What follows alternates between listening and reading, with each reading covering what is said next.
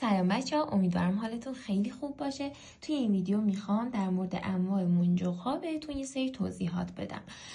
ببینید ما منجوق‌های شیشه‌ای داریم.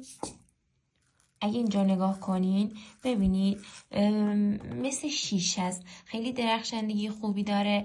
نخ از داخلش رد بشه تقریبا نخ دیده میشه، یه حالت شفاف طوری داره و به اینا میگیم منجوق‌های شیشه‌ای که بیشتر از این مدل ما توی جواهردوزی استفاده میکنیم چون یه درخشندگی فوق‌العاده‌ای داره.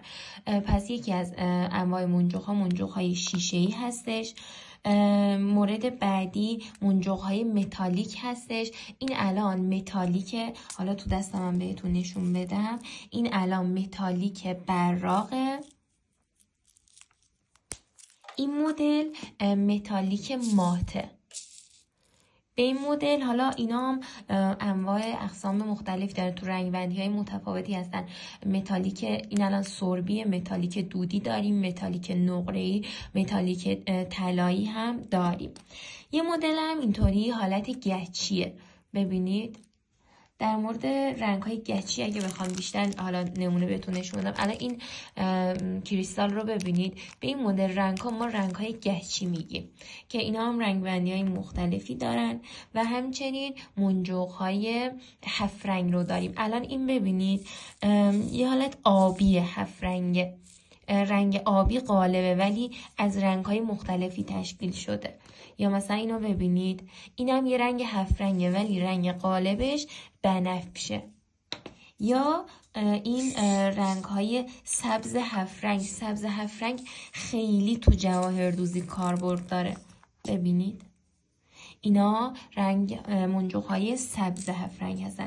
پس همین رنگ های منجوق های 7 رنگ هم بازم رنگ بندی های متفاوتی دارن.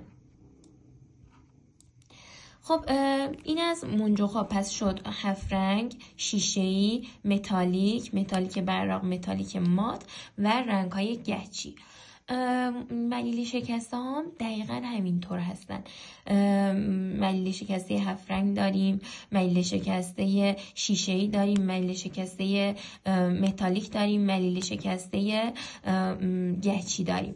الان ببینید این الان ملیل شکسته شیشه‌ایه. ببین نخ از داخلش رد بشه یه کوچولو دیده میشه و خیلی جلوه خیلی خوشگلی داره. این دقیقا مثل شیشن، جلوه خیلی خوشگلی دارن. اینو ببینید، این ملیل شکسته 7 رنگه، سبز 7 رنگ میگیم بهش. بیشتر رنگ سبزه ولی رنگ های دیگه هم داخلش دیده میشه. پس این از انواع منجوق ها و ملیل شکسته ها.